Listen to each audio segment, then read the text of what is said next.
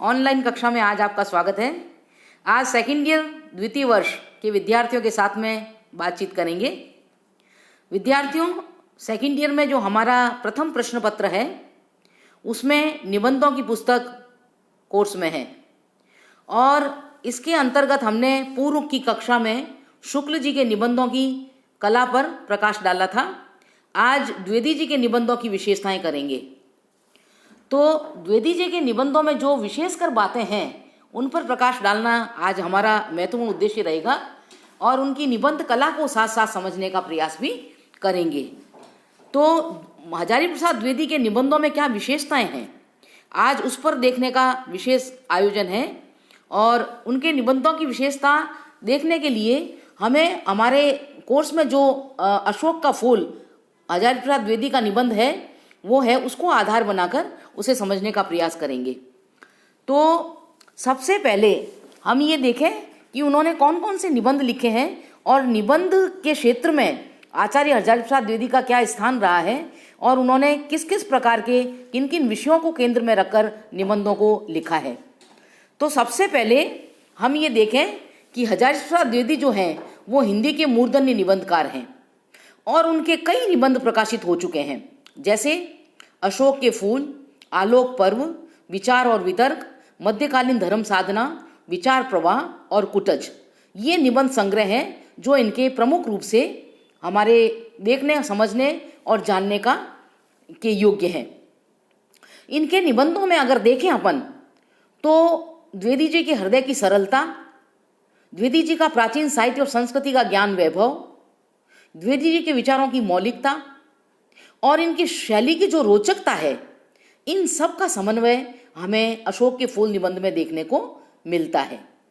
आप देखें कि सहजता के साथ साथ व्यंग्य विनोद प्रियता भी अद्भुत रूप से इस निबंध के अंदर उपस्थित हुई है। गंभीर से गंभीर ऐतिहासिक अध्ययन और इस अध्ययन के कारण उनका जो व्यापक दृष्टिकोण है, उदार दृष्टिकोण है और उस पर भी रविंद्रनाथ टैगोर के मानवतावाद का प्रभाव हमें एक साथ देखने को मिलता है। विद्यार्थियों, द्विवेदी जी ने अनेक विषयों को केंद्र में रखकर निबंध लिखे, जैसे साहित्य, समाज, संस्कृति, ज्योतिषी इत्यादि। और निबंधों की भाषा भी विचार और विषय के अनुरूप बन पड़ी। अधिकांश निबंधों की भाषा अपन देखें, जहाँ ऐतिहासिक और विवेचनात्मक और आलोचनात्मक निबंध हैं, उनमें भाषा जो है वो तत्सम प्रदान हो गई है। ललित निबंधों में लालित्यमयी भाषा का प्रयोग हुआ है। तो ग्रामीण और व्यावहारिक प्रसंग वाले निबंध जो हैं उनमें बहुत ही सरल बोलचाल की भाषा का प्रयोग हुआ है। जहाँ विकृतियाँ हैं समाज की, वहाँ पर तीखी हास्य व्यंग्य विनोदमयी भाषा बन गई है। और शैली देखें तो कहीं व्यास शैली है, तो कहीं समास शैली है, कहीं संलाप शैली है, तो कहीं निगमन शैली है, कहीं विवेचनात्मक है, विश्लेषणात्मक शैली है, इत्यादि शैलियाँ अलग अलग निबंधों में हमारे सामने उजागर हुई है। अब इनके निबंधों के विषय जो हैं वो विविध हैं, ये हमने देखने का प्रयास किया। तो विषयों का वैविध्य, लोक संग्रह की भावना, भारतीय संस्कृति के प्रति असीम निष्ठा, गांधीवाद का प्रभाव, प्राचीनता और नवीनता का संगम, व्यक्तित्व की छाप और गवेषणात्मक प्रवृत्ति, ये सब हमारे सामने उजागर हुई है। अब प्राचीन भारतीय संस्कृति के प्रति जो असीम निष्ठा है वो हमें अशोक के फूल निबंध में देखने को मिलती है। साथ ही साथ गांधीवाद का प्रभाव भी परिलक्षित यथास्थान हुआ है। जैसे एक उदाहरण दूं मैं, तो उस उदाहरण में गांधीवाद का प्रभाव, रविंद्रनाथ के मानवतावाद का प्रभाव हमें देखने को मिलता है। वो कहते हैं, मनुष्य में यदि विवेक जागृत नहीं हो सका, यदि उदारता, समता और संवेदनशीलता का विकास नहीं हो सका, यदि सम्मान पर सम्मान के तत्वों को अपना नहीं सका, यदि उसमें संतोष और श्रद्धा का विकास नहीं हुआ, तो वह पशु से अधिक और कुछ नहीं है। तो ये मानवतावाद की भावना और ये गांधीवाद का प्रभाव हमें यथास्थान देखने को मिलता है। अब इनके निबंधों में द्विवेदी जी के व्यक्तित्व की अमिट छाप भी हमें देखने को मिलती है। अनेक निबंध तो बहुत ऐसे लगते हैं जैसे वैयक्तिक निबंध है या आत्मपरक निबंध है।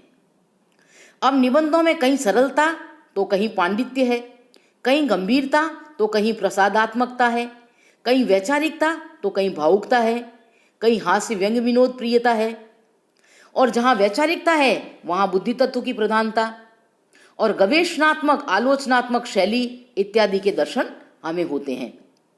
अब अशोक का फूल जो है निबंध, वो ललित निबंध है और इस निबंध के अंदर भावुकता के साथ साथ लेखक की विद्वत्ता का भी परिचय मिलता है। प्रकृति प्रेम के साथ साथ भारतीय संस्कृति के प्रति निष्ठा की भावना का भी आभास मिलता है। इतिहास और पुराण बोध की भावना का विकास जो है इसके अंदर देखने को मिलता है और मानवीय मूल्यों के प्रति आस्था की भावना और मानव की जिजीविषा का बहुत ही सुंदर चित्रण हमें इस निबंध में देखने को मिलता है। भारतीय संस्कृति के प्राचीन रूपों का उल्लेख भी लेखक ने यथास्थान किया है, जैसे आर्येतर जातियाँ, अनार्य और आर्य जातियाँ, इनके संघर्षों का उल्लेख, शैव और बौद्ध मतों का संकेत। मतलब कुल मिलाकर शुरू के अंदर तो अशोक फूल को मांगलिक बताया है और फूलों को कामदेव के बाण के रूप में पूजा जाता है, इसका भी उल्लेख किया है। कहीं कहीं कहीं बौद्ध और कापालिक लोग रहस्य साधना में इस अशोक के फूल का उपयोग करते थे, इसका उल्लेख भी हुआ है। और अशोक का फूल जो है वो तांत्रिक क्रियाओं में कैसे सिद्धिकारक हो जाता है और कैसे उसका लाल फूल स्मरण वर्धक होता है, इसका उल्लेख भी मिलता है। कुल मिलाकर अशोक का फूल निबंध जो है वो भारतीय संस्कृति के प्राचीन स्वरूप का उल्लेख करने के साथ साथ भारतीय संस्कृति के विकासमान रूप को भी प्रकट करने में समर्थ हो सका है। तो विद्यार्थियों, हमने कुछ चुनिंदा बातें उनके निबंधों की विशेषता को आधार बनाकर अशोक के फूल का चित्रण किया गया, निबंध का किया, और आगे अपन द्विवेदी जी की निबंध शैली और अन्य निबंधकारों का परिचय और उनके निबंधों की विशेषताएं और शैलियों का चित्रण करेंगे। आज की कक्षा में इतना ही करेंगे। धन्यवाद।